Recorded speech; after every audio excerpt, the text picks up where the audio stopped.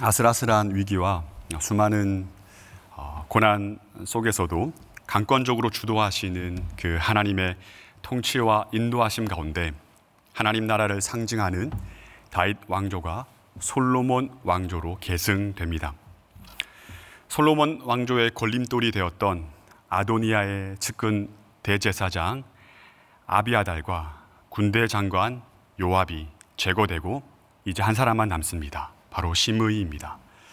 시므이까지 제거되면 이로써 다윗이 솔로몬에게 죽기 전 마지막 유언으로 남겼던 일이 온전히 완성됩니다. 오늘 본문에 등장하는 시므이가 어떤 인물이기에 다윗이 아들 솔로몬에게 남기는 마지막 유언에까지 언급되었을까요? 시므이는 감람산 동쪽에 위치한 바우림이란 지역의 출신입니다. 그리고 베냐민 지파였고 사울과는 먼 친척이었던 사람입니다. 사무엘하 16장의 기록을 보면 다윗이 그의 아들 압살롬의 반란에 의해서 예루살렘에서 쫓겨나갈 때 그 예루살렘 동쪽에 있는 바우림 지역을 지나가게 됩니다. 그때 거기서 바우림에 살고 있던 이 시므이가 몰락해가는, 도망쳐가는 그 다윗과 다윗 왕조를 향해 온갖 저주와 험담을 퍼붓습니다. 그랬던 인물이 바로 시므이입니다. 어떤 저주를 쏟아냈는지 사무엘하 16장 7절과 8절에 자세하게 기록되어 있습니다. 우리 한번 말씀을 보도록 하겠습니다. 사무엘하 16장 7절과 8절 말씀입니다. 우리 함께 읽도록 하겠습니다. 시작. 시므이가 저주하는 가운데 이와 같이 말하니라. 피를 흘린 자여, 사악한 자여, 가거라 가거라. 사울의 족속의 모든 피를 여호와께서 내게로 돌리셨도다. 그를 이어서 내가 왕이 되었으나 여호와께서 나라를 내 아들 압살롬의 손에 넘기셨도다. 보라, 너는 피를 흘린 자이므로 화를 자초하였느니라 하는지라. 먼저 7절을 보시면 그 시므이가 다윗과 몰락해가는 그 다윗 왕조를 향해서 이렇게 저주합니다. 피를 흘린 자여. 그리고 이어서 뭐라 저주합니까? 사악한 자여. 피는 무엇을 뜻합니까? 바로 성경에서 생명을 의미합니다.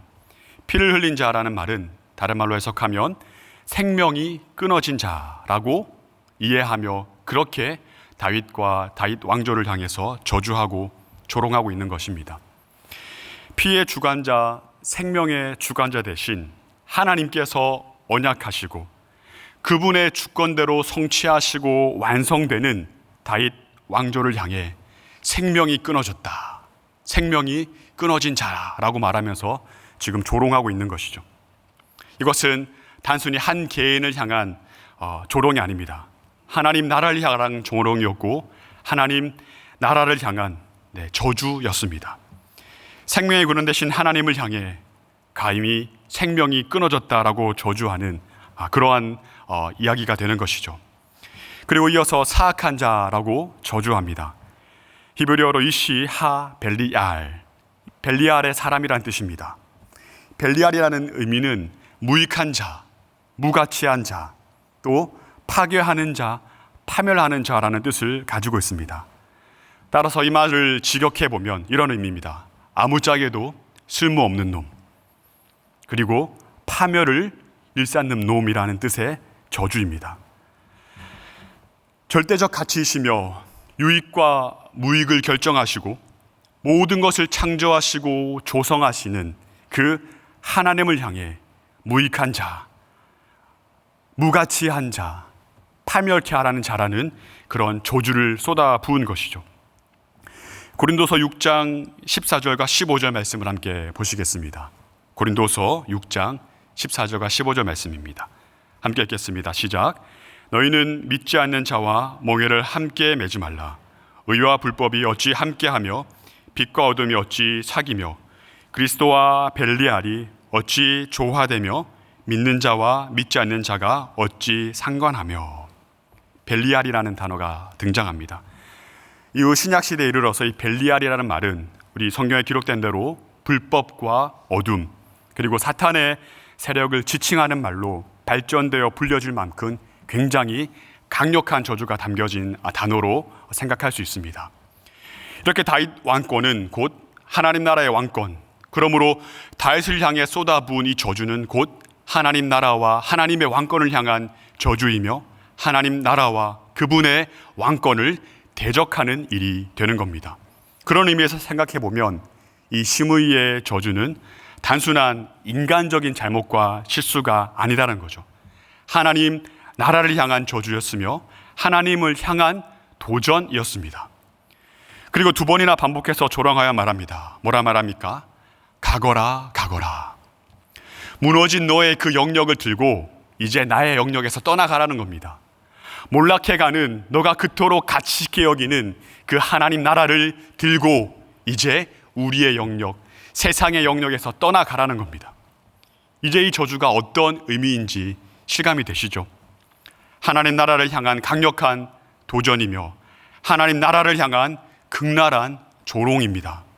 이런 느낌을 가지고 본문을 보시면 다윗이 마지막 유언에, 그 솔로몬에게 남길 그 마지막 유언에 제거해야 될 그 대상과 세력에 왜 시므이를 포함시켰는지, 그리고 하나님께서 이 일을 가능하도록 솔로몬에게 어떤 지혜를 주셔서 어떻게 다윗의 유언을 완수하시는지, 또 어떻게 하나님 나라의 명예와 거룩함을 하나님께서 철저하게 지켜가시는지를 이해할 수 있습니다. 그렇게 저주를 쏟아부은 이후에 결코 무너지지 않고 흔들리지 않고 이상하게 끊임없이 지속되고 유지되는 그런 다윗 왕조 앞에 시므이는 스스로 후회하며 살아남기 위해, 생존하기 위해 다윗에게 무릎을 꿇습니다. 동정을 호소하여 목숨은 부지합니다. 그러나 추후 결국에는 하나님의 언약 안에 거하지 못함으로 하나님 나라에서 완전히 제거됩니다. 하나님 나라를 향해 도전하며 하나님 나라를 향해 저주를 퍼부은 이 시므이에게 하나님께서 이 시므이를 제거하기 위해 솔로몬에게 어떤 지혜를 허락하십니까? 우리 36절과 37절 말씀입니다. 제가 읽겠습니다. 왕이 사람을 보내어 시므이를 불러 이르되 너는 예루살렘에서 너를 위하여 집을 짓고 거기서 살고 어디든 나가지 말라. 너는 분명히 알라. 내가 나가서 기드론 시내를 건너는 날에는 반드시 죽임을 당하리니 내 피가 내 머리로 돌아가리라. 솔로몬은 하나님으로부터 지혜를 얻습니다. 그 어떤 지혜입니까?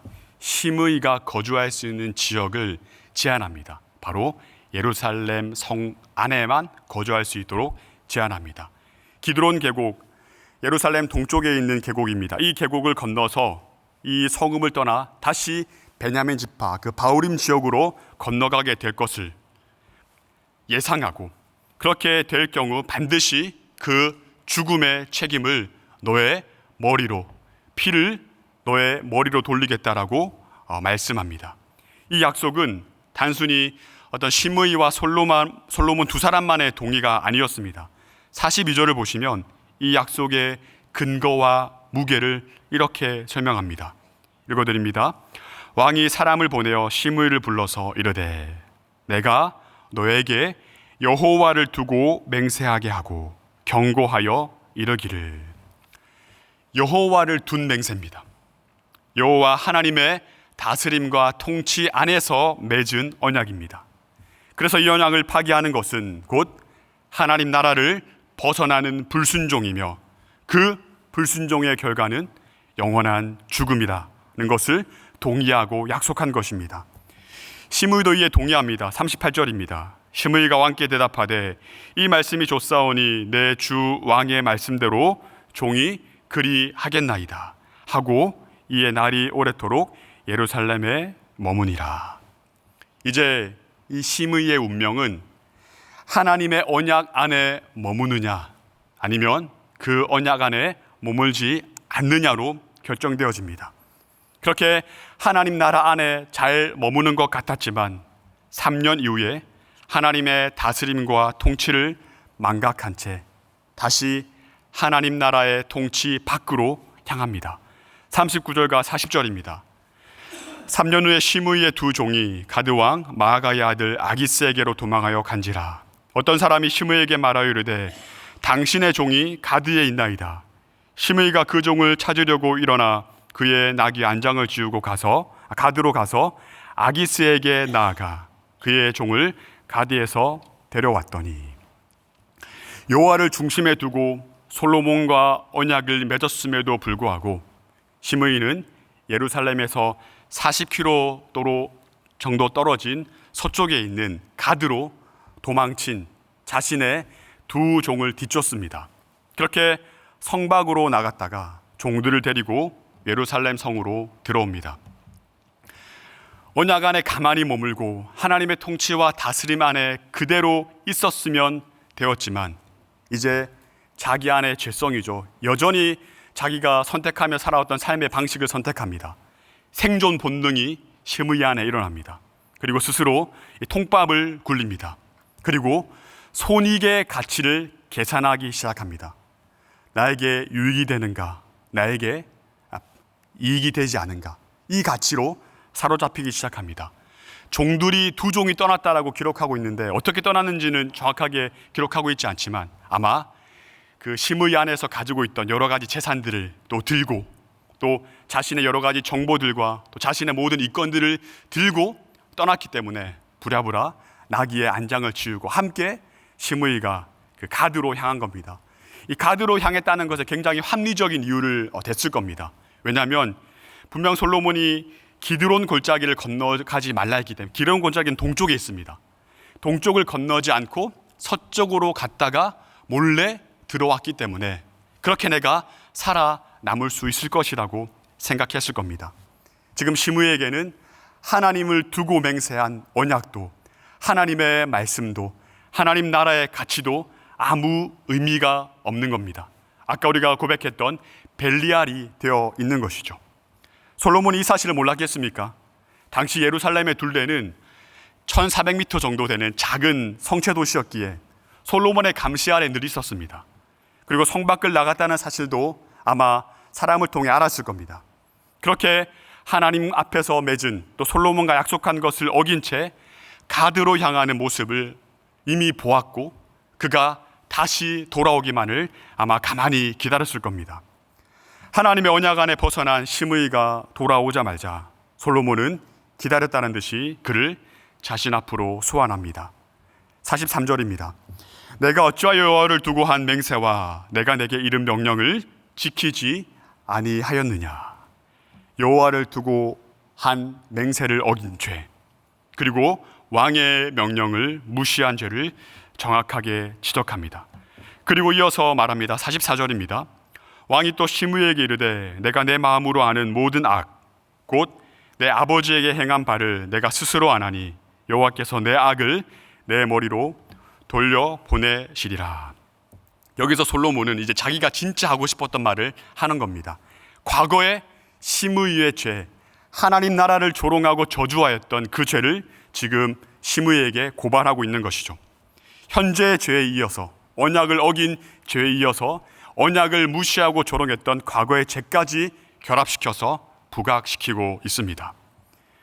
그렇게 과거에 다윗을 모욕하고 저주한 죄를 하나님 나라를 저주하고 하나님 나라를 대적한 그 죄를 고발하며 이 모든 죄의 결과는 시므이 너의 머리로 돌려보내줄 것이라고 확언합니다. 시므이는 그 죄의 대가로 새롭게 세워진 군대 장관 브나야의 손에 죽임을 당합니다. 하나님 나라를 감히 거부하고 감히 저주하고 감히 조롱하고 대적하였던 그 인생들의 결과는 무엇입니까? 바로 영원한 끊어짐, 영원한 죽음입니다. 시므이가 처단되는 이 사건을 하나님께서는 이 성경 기자를 통해 어떻게 평가하고 인정하고 계십니까? 우리 45절 말씀을 다 같이 한번 읽어보도록 하겠습니다. 함께 읽겠습니다. 시작. 그러나 솔로몬 왕은 복을 받고 다윗의 왕위는 영원히 여호와 앞에 경고히 서리라 하고. 아멘. 하나님은 스스로 선택하시고 주도하시는 다윗 왕조를 더욱 복되게 하십니다. 다윗 왕조를 계승하는 솔로몬은 그저 그 복을 풍성하게 누리게 됩니다. 하나님 나라를 하나님 나라의 안에 들어와 있는 택한 백성들을 어떻게 하십니까?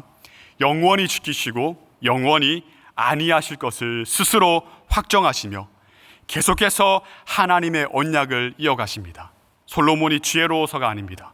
솔로몬이 잘 심의를 처리해서도 아닙니다. 이것은 바로 하나님께서 하나님이 주도하심으로 영원히 지켜나가시고 안위하시는 그런 하나님의 언약의 성취이며 언약의 계승이라는 것을 이 열왕기 기자를 통해서 의도적으로 여기에 이렇게 기록하고 있는 것입니다. 그리고 다윗의 모든 원수를 벌하셨듯이 하나님 나라의 다스림과 통치를 따르지 않고 조롱하는 그 어떤 대상과 상대는 반드시 심판받는다는 사실을 하나님께서 명시하셨습니다. 말씀을 맺겠습니다. 오늘 우리가 살아가는 이 시대도 어쩌면 몰락해가는 것처럼 보이는 하나님 나라를 향해 또 우리가 들어와 있고 우리가 최고의 가치로 붙들고 있는 그 하나님 나라 안에 머물러 살아가고 있는 우리를 향해 심의처럼 저주하며 소리칩니다. 하나님이 어디 있느냐? 하나님 나라가 어디 있느냐? 그리스도의 통치와 다스림이 어디 있느냐? 과연 그리스도의 그 이름에 능력이 생명이 있느냐? 과연 그 이름에 영생이 있느냐? 너희가 붙잡는 최고의 가치는 무엇이냐? 하나님 나라가 실제적으로 현실적으로 너희에게 유익한 것이 맞느냐? 무익한 것 아니냐? 풍성함 맞느냐? 가난 것 궁핍 아니냐? 이렇게 외치며 하나님 나라를 거부하며 우리로부터 그 하나님 나라를 밀어냅니다. 그리고 그 하나님 나라 안에서 살아가는 그 하나님 나라를 들고 살아가는 우리를 향해서 당장 그 하나님 나라를 움켜쥐고 우리의 영역에서 나가라고 소리칩니다. 이러한 저주, 심의의 저주가 바로 오늘 하루를 살아내는 우리의 가정에서, 직장에서 우리를 향한 조롱이며 우리를 향한 저주 아니겠습니까? 이것이 우리가 살아가는 현실의 모습 아니겠습니까? 그럼에도 불구하고 오늘도 우리는 요동치 않고 잠잠히 하나님만 바라봅니다. 그분의 나라 안에, 그분의 통치 안에서 머무는 것이 우리의 어떠한 가치보다 최고의 가치이며 우리의 유일한 유익이며 우리의 생명이며 우리의 전부임을 고백하며 살아가는 것이 바로 그리스도인의 삶이며 하나님의 택한 백성들의 삶이라는 것을 성경은 우리에게 알려주고 있습니다. 베드로의 고백을 잘 아십니다. 주는 그리스도시요 살아계신 하나님의 아들이십니다. 이 베드로의 고백 위에 예수님께서 교회를 명하십니다. 그리고 하나님 나라를 약속하신 하나님께서 동일하게 우리의 삶의 고백 위에 영원하신 하나님의 나라를 더욱 견고하게 세우실 것입니다.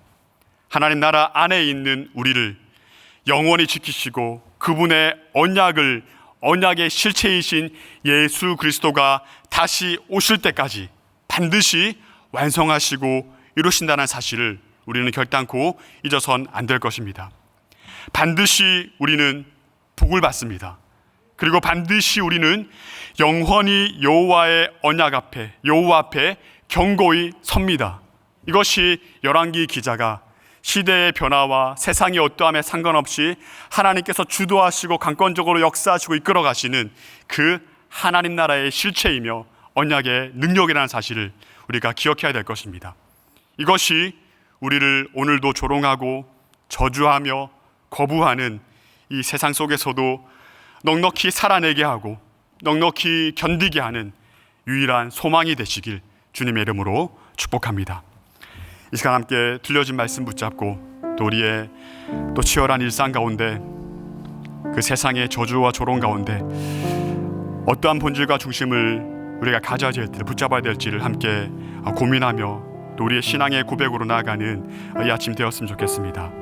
우리를 밀치며 거부하며 밀어내는 세상을 향해 하나님 나라 안에 있는 것이 최고의 가치이며 우리의 영원한 복임을 영원히 흔들리지 않는 가치임을 고백하며 오늘도 성령의 충만함으로 하나님의 언약을 근거로 일어서며 하나님께 도움을 간구하며 그렇게 하루하루 우리에게 주어진 모든 일상을 넉넉히 또 견디며 살아낼 수 있는 힘과 지혜와 능력을 얻는 이 아침 될 수 있도록 하나님 은혜 베풀어 달라고 또 우리 간절한 기도의 제목을 두고 또 우리 영육간의 강건함을 두고 또 우리 사랑하는 담임 목사님과 우리 삼일교회를 위해서 또 삼일교회 모든 사역 위에 하나님의 은혜의 꼴이 마르지 않고 생명의 강이 풍성히 흘러넘칠 수 있도록 이러한 제목을 두고 함께 우리 자신과 또 공동체와 말씀을 붙잡고 기도하며 나아가도록 하겠습니다. 기도하겠습니다.